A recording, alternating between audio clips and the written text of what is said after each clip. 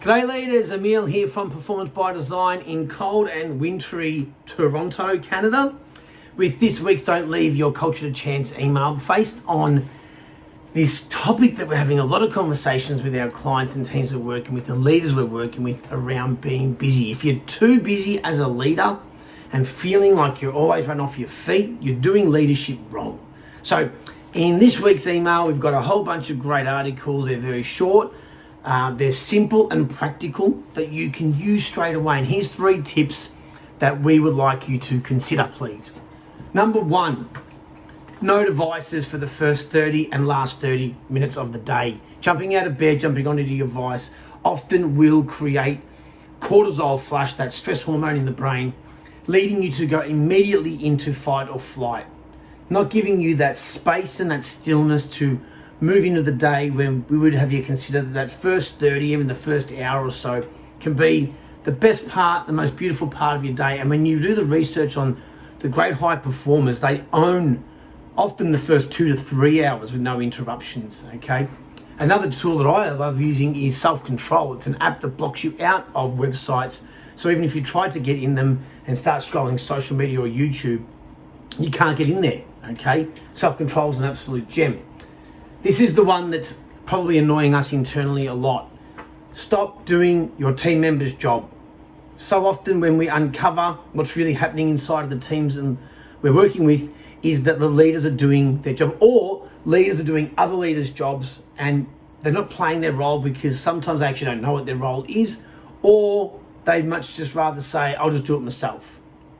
Basically what you're doing there is you're inhibiting your team members' ability to prove that they can be trusted. So this is the metaphorical trust tree. We talk a lot about talented people and team-oriented people. And in the great teams we work with, we have a team filled with talented people who can get the job done, do the skills under pressure, get good results. And team-oriented people, okay, who deliver on their word and under pressure do what's best for the team needs ahead of their own.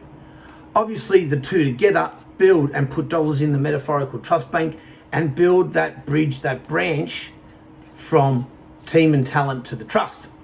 Too many leaders we see are not letting the branch grow, taking the work off them under pressure, yoinking the task off them, or not giving them the task at all. So it comes down to delegation, but because of no trust, we're not actually handing it over. So please give your people the time, space, and the coaching required to do their job. And there's nothing wrong with saying, no, I can't do that, or not making yourself available so they can figure it out themselves. People cannot grow if we don't give them the space as leaders. So build those branches and enable your team to prove they can trust you.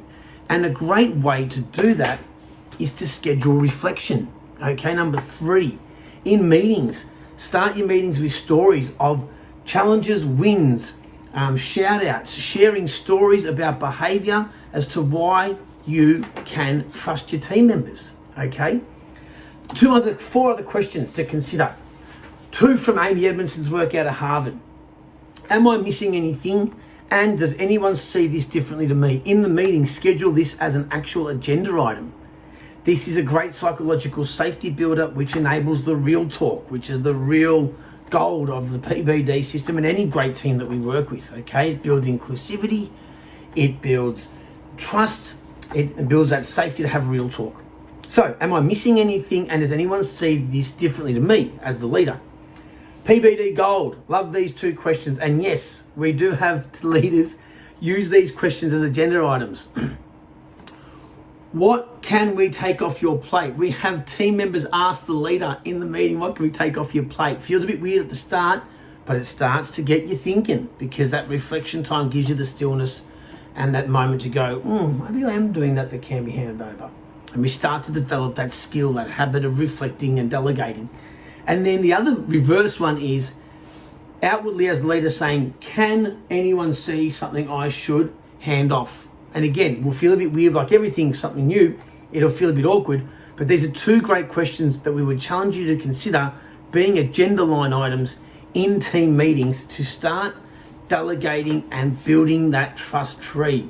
Hope this helped. Dive into this week's email, and if you need a hand, please reach out and please don't leave your culture to chance. Cheers for now.